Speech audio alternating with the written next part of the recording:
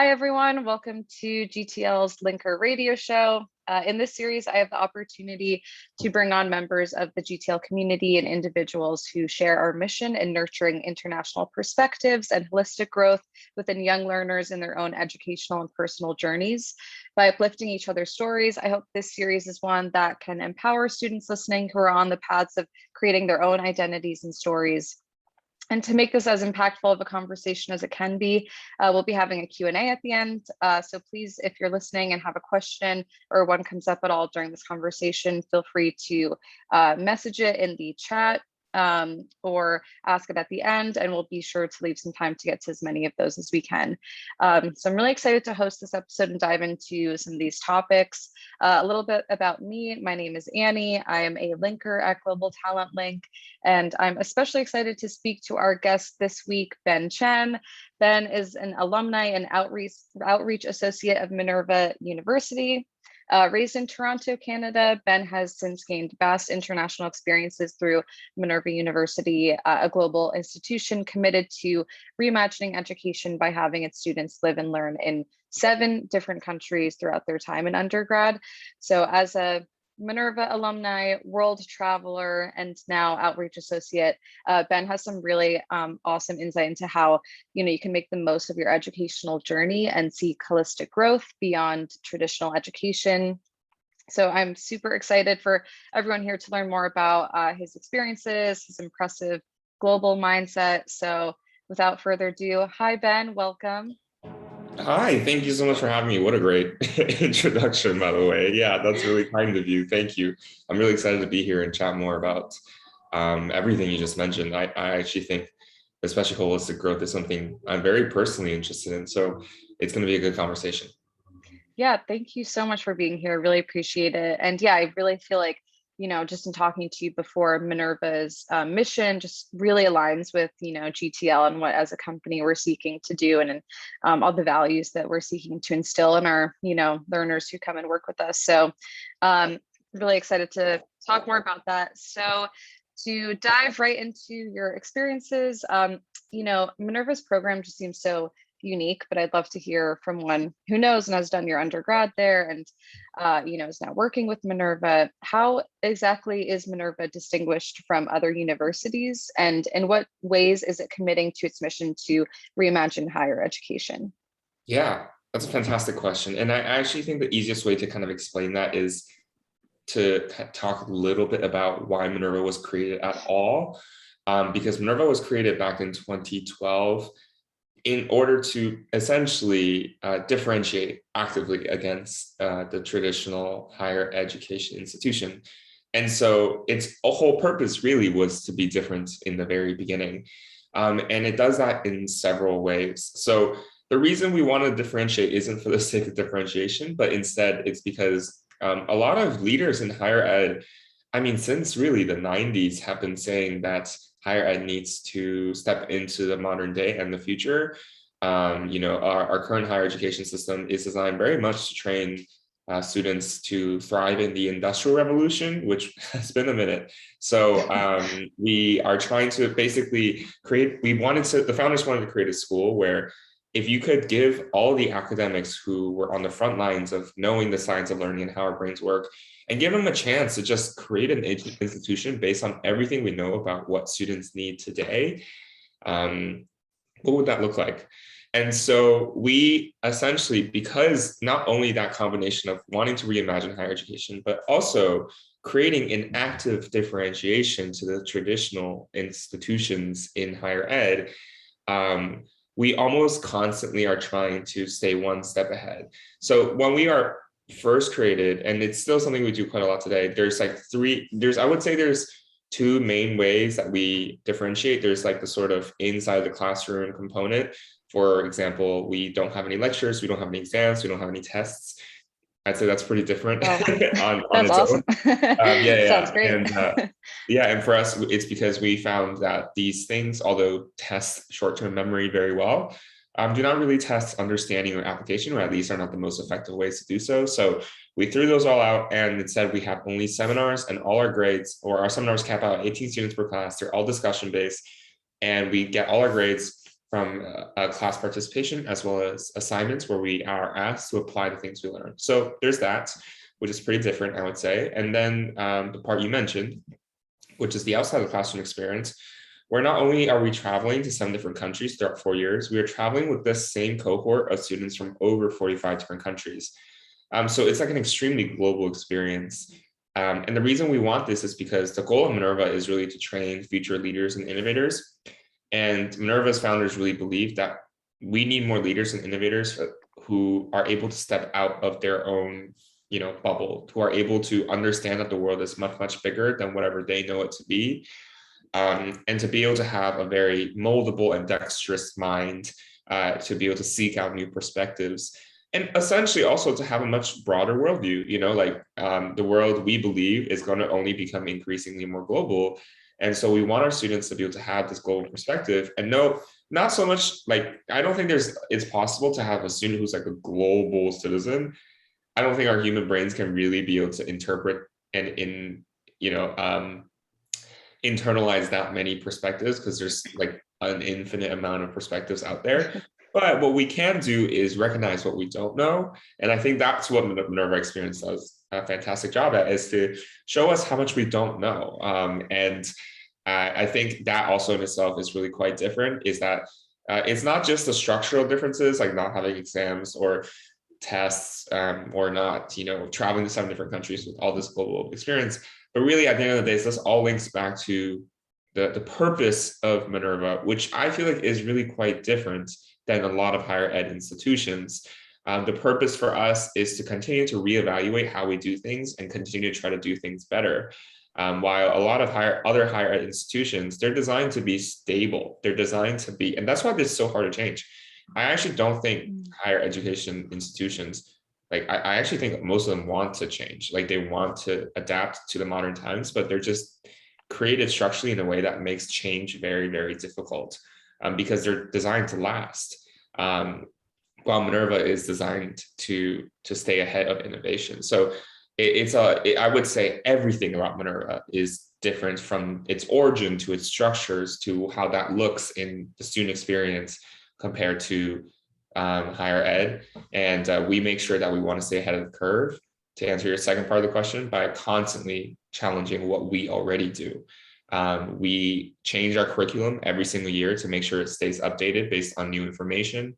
Our faculty meets very regularly, on an almost weekly basis, to critically analyze their own methods and their own teaching to make sure that they get better and better next year. So yeah, I don't think most higher education institutions spend nearly as much time as we do critiquing ourselves.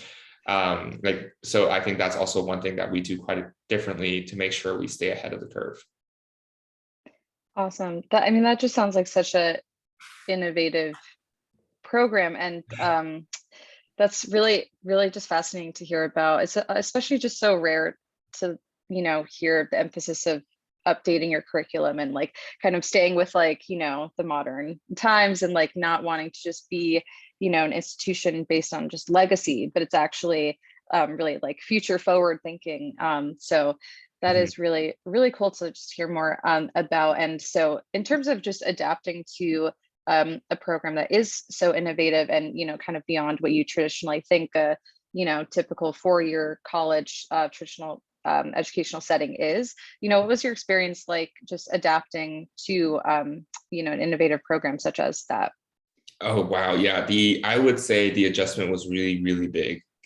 Granted, I've never actually gone to a traditional college. I think I had a pretty good idea because I have an older sister who went to college 3 years before I did, and I visited her very often because as soon as I helped her move in, I wanted to be there with her, not necessarily because I wanted to shadow her or anything, but just seeing a college campus and seeing everything else, I was so excited about it. So that's a little bit of an insight into my brain. I did not expect to go to Minerva. I really thought I would go to a traditional institution. Now, I never ended up going, so I don't know the exact comparison, but because I grew up in a mostly traditional education system, going to Minerva was kind of like my first exposure to a non-traditional education. And I would say that actually the biggest adjustment was academically. So I think that in the traditional education system with exams and tests and, lecture-like classes, one of the best things you can do to be good in that system is to be able to predict what is going to be on the test and then memorize it effectively. And if you can work that out, you can do quite well in most traditional systems. And that's kind of the incentive structure.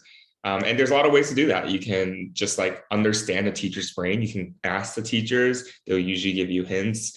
You can like kind of get a knack for what kinds of information teachers like to put on tests.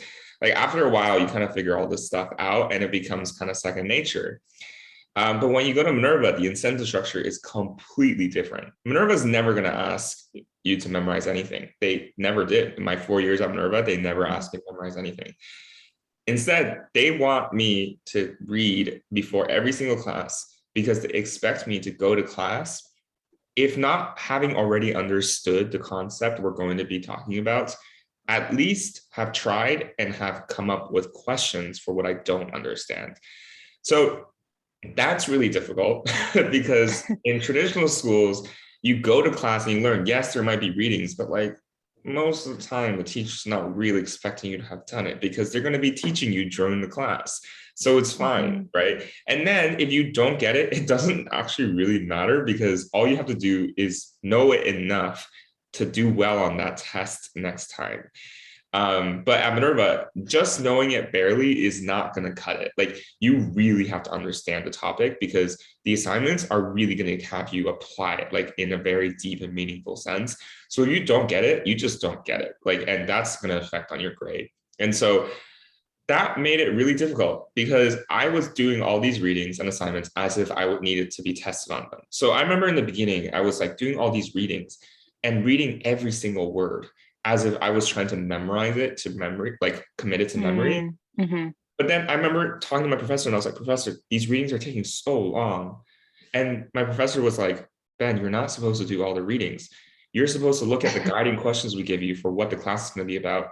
And you're supposed to skim the readings and understand and try to like seek out the answers you're looking for, which is crazy because most of the time in the traditional education institution, when they give you a reading, you read it like to the bit because like they might test you on it. Like they might test you on the exact phrasing of like straight from the textbook or something. And so that change was really big, realizing that like, oh, I'm not just supposed to memorize this. I need to understand it. I know that feels like, oh, memorizing is partly understanding, but it's actually quite different in my experience. So that's a big one. Second, I would say being around an international community was very difficult. It was extremely fun. Granted, like, don't get me wrong, super fun, super cool, made me learn so many things, but also it's kind of not that like, I think when we go to college, especially I visited traditional colleges, as I mentioned, like near me, you think that you're different. Like, I think I always thought that I was like, not like other people, like everyone, we all have unique personalities. Like everyone is different, everyone has unique attributes, but I never realized just how different I really was until meeting people from completely other places and then returning home and realizing like, oh, actually, even though me and my friends are different, there's so many ways that we are the same or alike. And so attending a school where I'm currently yes, it was my freshman year was in San Francisco, so there wasn't necessarily culture shock there. The real culture shock was just immediately living with a community of people from all over the world and realizing like, oh my God, I am now being faced with so many different worlds that it's almost overwhelming. And I can talk more about that later on too, but just to answer your question of like the sort of adjustment to a non-traditional education in specific to Minerva's context, I would say the academic was the biggest one, though the social component was also another big one. But I gotta say that like both of those things, even as I was undergoing the adjustment, both being tough, I kind of knew that it's what I wanted. Like, it's kind of like when you're riding a bike without training wheels for the first time, it's like really exciting and but also super scary, but also, this is what you want. Like, it's like, this is exactly where we want to be, even though it's terrifying. So I would say, and difficult. So I would say that's kind of how it was. It's that it's difficult, but also I was like, no, this is all very good for me. I can feel myself growing deeply. So yeah, that's what I would say. Yeah, it's hard when you're in those challenges to have the like retrospective, hindsight, 2020 always in hindsight, and just be like, oh yeah, this is serving me. This is like helping me grow. And this is actually, it's just new, and it's just like ways of adapting. But when you're caught up in it, it could feel like, oh, this is a lot actually to adjust to. But yeah, so that's really interesting. And I have a lot of questions about the international component of it. So I'll just like dive right into those. So, you've had a lot of incredible international experiences through, attending Minerva. And just in terms of thinking about how travel has impacted your education, we actually had a question sent in from Madison from Massachusetts. She asked, how has your travel influenced your approach to learning? Yeah, fantastic question. And I think in a lot of these questions, I anticipate that I will continue to answer more for myself as I continue to go, because I know this is going to sound cheesy, but I think a lot of the experiences I gain at Minerva, including these international experiences, the payoff is going to be long-term, so to speak. That I think it's less this piece that you get that you can carry with you for the rest of your life, and more of a groundwork, of a foundation that every experience you have after that can build on top of. And therefore, I really believe how this approaches my approach, like how my experience at Minerva changed my approach to both education and life, because I really believe myself to be a lifelong learner, even if I'm not in school. I think it fundamentally changes my direction in every capacity, because I get to build on it rather than just hold it and have it. I know that was really weirdly metaphorical, but let me just be specific. I would say, in specific to education, I realize that education can be very, very subjective. So here's an example. I took a global history course during my time at Minerva. When you think about history, you think it's history. Like, history. We all know history, and it's quite objective, right? Everyone knows the same history. And if people aren't saying the same history as me, either I'm misinformed or they're misinformed, or one of us is wrong. And so I would say that's kind of the view I have of history. Is like, it's pretty objective. Like, what are you talking about? You read a book, you read a story, and that's it. History is stories, and stories are objective. But in this history course, not only is this history course completely designed to basically get me out of that mindset, but instead having these international peers, like having students and peers from all over the world being a part of a history course, made history, like reading history, so much more interesting. Because throughout my time taking this one semester long history course, I realized that every piece of history I've ever known was was the story of a few. Not to say that they were wrong, because they were all right, but really only for certain people at any given point. And that there's no way for me to know the extent of the human experience throughout history, because there are so many stories that are not told in history. And it's usually, like, for example, the people who get to write history that we know their stories. Now, that's a whole nother conversation in itself, of course, and I won't dive into it. But the point of that example was that it was a lot of that, where it made me realize I really thought at the time, whenever I think I have a good grasp on the world, a friend of mine will come up and tell me something. And I would realize that what I believe is because of my environment, and my upbringing, my community. And so now when I approach learning about anything, I really try to approach it with a much wider lens and a much more open mind than I ever did before. I think before, when I would learn something, I would think, it's like a Pokemon kind of, like you catch it and you got it and that's it. It's yours now. Like you learn calculus, it's yours now. You learn coding, like it's mine.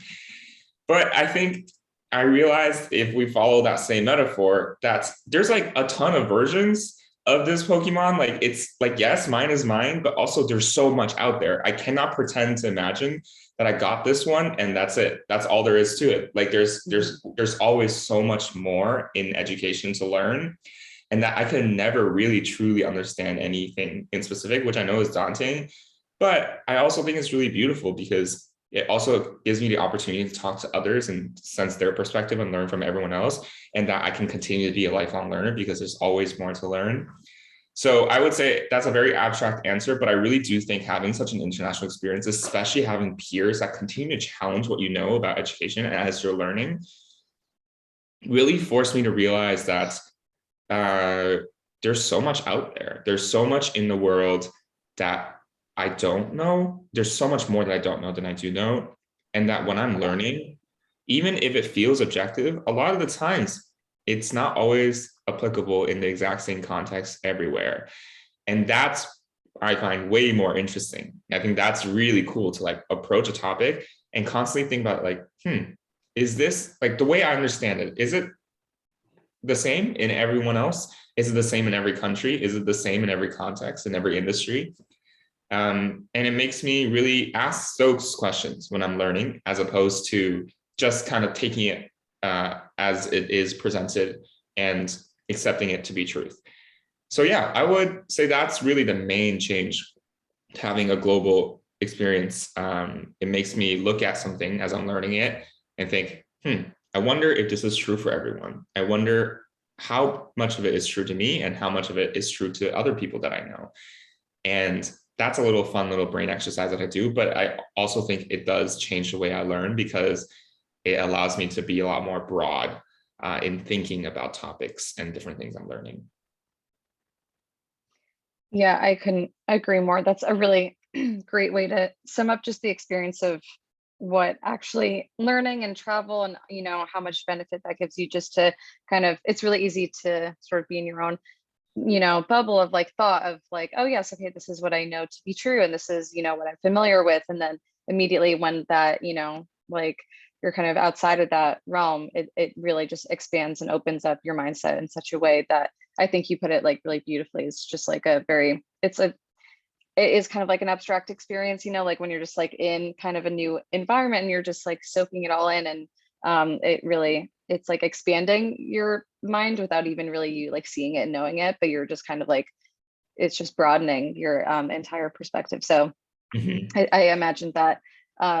So Minerva's program, you actually, for those listening who maybe aren't sure, I got a brief from you from when we first chatted, but so you actually are traveling and living in 7 different countries, right? So first year San Francisco, and then from there, actually, yeah, if you could just talk a little bit about like what that program structurally is like, because I imagine from what you're just talking about, you're gaining all these new experiences and perspectives just actually as you are also in your undergrad, and you're also studying all these different things. So what actually is that program structurally like as just an undergrad in Minerva?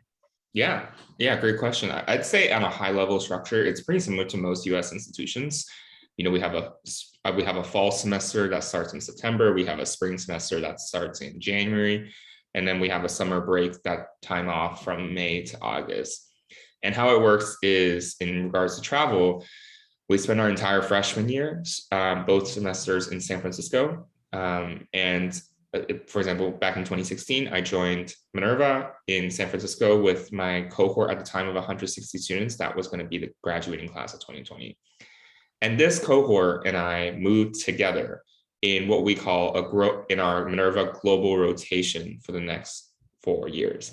And this global rotation is as follows: San Francisco in freshman year. In sophomore year, we go to Seoul, South Korea in the fall, and then Hyderabad, India in the spring. In junior year, we go to Berlin, Germany in the fall, and Buenos Aires, Argentina in the spring. And then in senior year, we go to London, UK, and then Taipei, Taiwan. And then we return to San Francisco for a month to graduate. So essentially we move every semester starting in sophomore year, and we move with the same people, we live with the same people, and we and we move together and graduate together. That's awesome. That's incredible to be living and learning in all of those different places. And it's just so interesting to think about in terms of like, you know, I guess most colleges are so sedentary, and you know, you have like one opportunity to study abroad. And I remember when I went to London, I was like, okay, get in like every country I could possibly visit in these like however long, like 8 weeks it was, you know. So which was a great experience, but it definitely felt like I was really trying to like cram it in. So to be able to actually study abroad and kind of really adjust to each of these cultures is a really you know, and kind of just actually live and learn in all these places is a really great experience that I'm sure, you know, gives a lot of benefit just as a student and just long term as a person.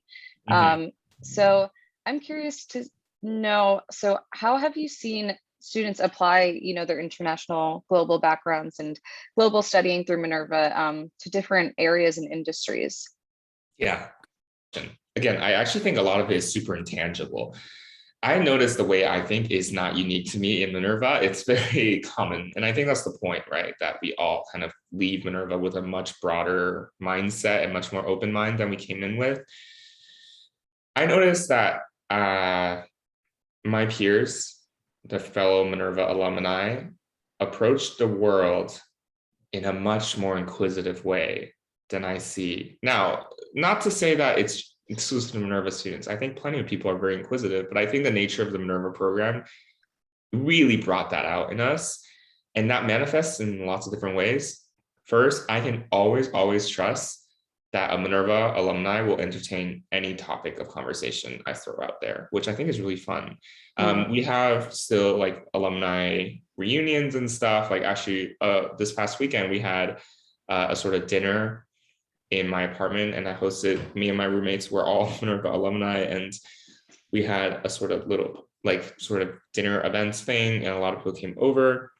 And there's always a sort of really unique environment in my experience, because most of the time I find in these dinner events, you talk about, you know, light things, whether it's about the city, what you like to do, hobbies, things like that. But at Minerva, people will just talk about those as well, but also really sort of weird, insightful conversation. One example I have is I was visiting a friend once in Chicago, and we were just sitting on the subway in silence. We were just both on our phones or something. And I turned to her and I asked, no context, I just asked, what do you think? No, I said, do you think squirrels go to heaven?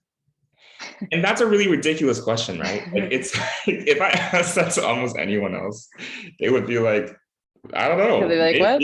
Like, like, that's such a silly question. Like, they would think I'm joking, because I like half was, I guess, but I really was like, I asked. Also kind of a thought, like But without even skipping a beat, she immediately launches into like thought. She doesn't laugh at me. She doesn't like say anything. She just thinks about it.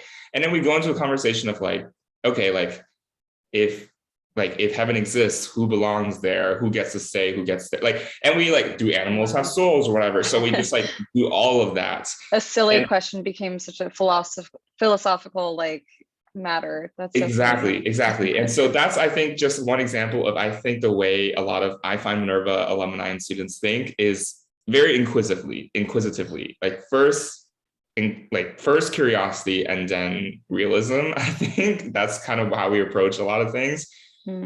Second, I would say how it applies in the professional world has been really interesting to see as well.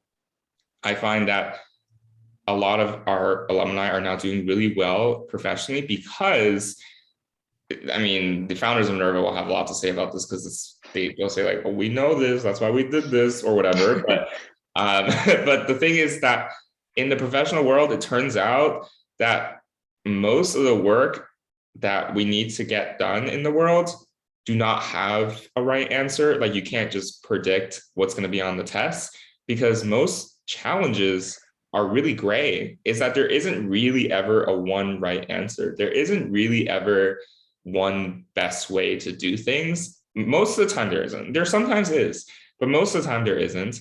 And where Minerva students really thrive now is those spaces where they come in and the their manager or something will say like, okay, we're tackling this issue.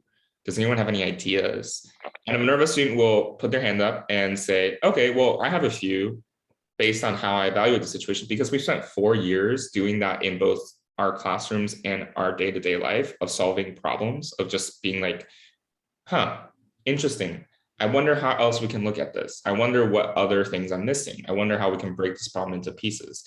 And that's basically the entire Minerva education. And so I actually find that this inquisitiveness and curiosity and ability to break things into pieces really rapidly has really been able to help with not just like having a cool personal connection with, at least between each of us, but also really helping out with professionally, because I think a lot of Minerva students are getting promoted really quickly to more senior positions because they just realize that where Minerva students really thrive is to be a thinker. Now, I know I mentioned a few things, such as breaking things into component parts, problem solving. And I know you mentioned like you're asking about international experience, but I actually think having this international experience really helps with both of those things. There's no way you're going to go to a semester abroad or to a new country and not have to do problem solving. I'm sure, Annie, you have to do that when you move to London. I'm sure all of you who've been to a new country have seen that. Like, you have to problem solve when you're in a new place. That's just how it is, because you don't know most of the things and what's going on. And so that in itself, like, imagine moving to a new country every 4 months, you're constantly problem solving because you're never comfortable in the space. And you kind of have to break things down really quickly, right? You move to a new country and you think, okay, how am I going to get food? Like, how am I going to explore this place? How am I going to use the public transport system? And you have to kind of break things down to see it more simply so you can actually process it. Because if you let it all in, it's like too much. So that's why I know I didn't really touch on the connection between those two things and the international experience, but I really do think it's a big part of it. Yeah, I could definitely see that. You are taking in so much information and processing it so much at one time, even just in one travel experience. So I can imagine, every 4 months moving and, readjusting, that's a lot of, just a flexibility, adaptability kind of like mechanism that you need to be constantly working on, and that's constantly evolving. So that's really just, it seems like just an awesome experience to go through that. And I have another question, just in terms of more of your role now as an outreach associate, and, kind of working within like recruitment and all that. So what would you say, like, are there specific, traits or background experiences? I know nothing like solid, but like just kind of in terms of like the applicants that Minerva is reaching out for, like, what do you think would benefit a candidate applying to Minerva? Yeah. So Minerva's admissions, all of it is designed to try to figure out if a student is going to be a good fit at Minerva. Everything I just described so far, I would say, isn't really necessarily what every student is looking for. So personally, I have a personal answer to this and a sort of official answer to this. On a personal level, I would say if students are hearing what I'm saying and feeling themselves getting more and more excited as I'm talking, then that's a good sign. I'm not gonna lie. Like, I actually think most students hear me talk about Minerva and think, wow, that's cool, but not really for me. Like, that sounds really fun for somebody else, but for me, I want a traditional college experience. I want to be around thousands of other people on a campus, going to football games and such and such. And that's totally legit. I also thought that's pretty much what I wanted. But I think when I first heard about Minerva, I knew it resonated with me in a way where I couldn't really pass up on opportunity. And so on a personal level, I think Minerva in itself is really quite self-selective. If you feel like this is the program for you, there's a good chance it is. Now, obviously, it's more complicated than that. So let's go into the official admissions team answer, which is that we look for people who are very deeply intellectually curious. I personally think both when the admissions team told me that and on a personal experience with Minerva students, that's one of the deep things that connect all Minerva students, I would say, because Minerva students come from very different places. But I would say the thing that bonds us the most is the sense of curiosity. Excuse me. Okay. So how do you measure curiosity? I don't know, but the admissions team does it somehow. I would say also curiosity is a very subjective word. I think we're all curious. So that's why it's really hard to say, oh yeah, this kid is especially curious. I'm not sure. But I would say curiosity is definitely a big, big one.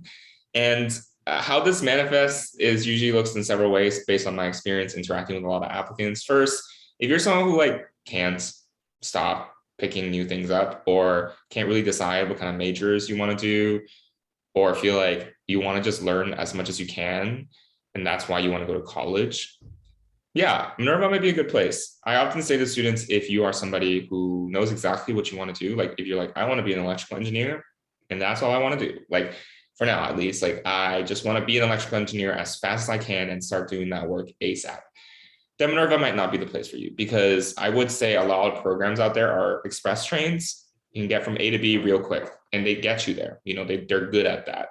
Minerva is not that. Minerva is more of a journey versus destination type school. You kind of enjoy the view and it's kind of the journey in itself where you gain the most rather than the actual destination. And you'll often find that when you reach the destination, it's actually different than what you originally thought you would be, where you would be when you boarded this train. So I would say if you're somebody who is really curious and doesn't feel like you know exactly what you want to do right after graduation, Minerva might be a good place. Another thing is that you're very driven to make a difference in this world. Now, what does that mean? Also very subjective. Though I do think that a lot of Minerva students, what they're like, the admissions team is looking at a Minerva student is somebody who cares about bettering their community, like really is passionate about making positive contributions to those around them and have acted on it, right? I that's actually a big part of it, is that we want to see that students, our student body is passionate about contributing to the community around them and have acted on that passion. So if you're somebody, and it doesn't have to be like huge, like it really doesn't have to be you started an organization or help fundraising or something like that. It could just be you know, throw events and help plan events for your school or for your family or whatever else. You helped your sibling out with math tutoring or something. You are somebody who goes out of your way to help, you know, people who are struggling with in your school, stuff like that. Like we want to see that a student is making an effort to make the world around them a little bit better or easier for other people. And I would say the last thing is somebody who just likes to learn. They are someone who is passionate about learning, and that usually means they're also pretty, you know, they do pretty well in school. Usually they don't have to do like perfect, because obviously we don't really believe that traditional education is the best at fostering curiosity, but most students who come to Minerva did pretty well in their high school or wherever they came from before Minerva. And so I would say those are the three main things that the admissions team is looking for. Very intangible, I will agree, but that's why our application is really, really different. Our application, for those who, you know, decide to do it, is free, by the way, so you can check it out. But it's a lot of like very different, like it's going to look so different compared to other university applications, because it's there's a series of challenges that basically actively try to understand how you think. Like it'll try to understand your ability to think critically and logically and communicate effectively and all that kind of stuff. It's actually a lot of fun, I promise. It's not nearly as scary as I'm describing it to be. It's kind of feels like a mental jungle gym. And also there's a part to help you, like to where you can write your proudest accomplishments and stuff like that, to see what you're proud of, to see what you're passionate about. And really the whole point is try to understand you as a person. And I remember finishing Minerva's application and feeling like, oh, wow, you know what? Like, even if they reject me, this is going to be the only rejection that I'm genuinely okay with, because at least they got to know me. I feel like a lot of other schools, like when I get rejected, I'm like, you didn't even get to know me. Like that's like, I'm just some person on an essay to you. But I don't think that's the case on Minerva. But to really answer your question directly, I'd say intellectual curiosity, as in also like not really knowing what you want to learn because you want to learn so much, a passion and desire to make those, to contribute to your community and the wider world, and also the ability to, and the ability to handle rigorous academics and actually enjoy it. And I would say those are the three main things. Awesome. Thank you so much for, all of that. That's, I feel like that's also just a great case for why holistic growth is so important in education, is that you really get to, pick up and acquire and expand those skills. And just terms of curiosity and being a lifelong learner, these are all such important things that, maybe a student that's not on the forefront of their mindset and agenda for like what to get out of college, but it really, really helps just like, help you like flourish just personally, academically. And it's something you can really take with you, especially going to, new places and, having all these international adventures. These are all things that you can, actually like pick up with you and, help you adapt to new settings. So this has been so incredible, just like talking more about these topics with you, Ben. I just want to also open it up to, if anyone has a question. I don't want to keep you too much longer here, Ben. So if anyone has a question, please feel free to unmute yourself and ask it, or if you prefer to type it in the chat. So yeah, I'll just open it up to the floor here.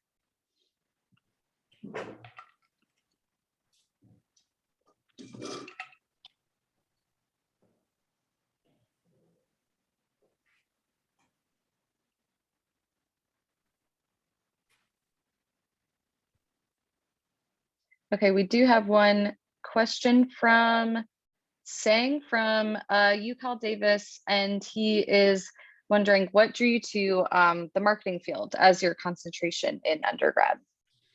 Yeah, wow, great question. Okay, I have always really liked marketing. Wow, I just said it and it sounds so boring. Okay, the reason,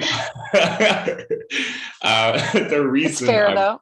Right? I know it's kind of scary that I would say that, but okay, the reason I would say that I found marketing to be really interesting is because it's about understanding humans. I think for me, understanding human relationships and humans in general has always been a really deep interest of mine.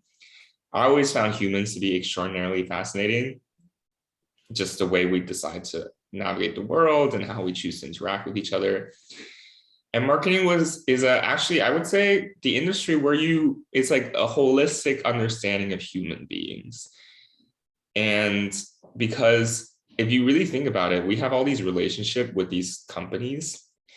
Like we have, if I say the company Apple or Tesla or Facebook or Walmart or Target, we all have feelings associated with these companies, like actual feelings. And oftentimes you can even describe them in personality traits, which to me has always been really, really interesting, because they're not humans. They're not even personalities. They're just words and photos.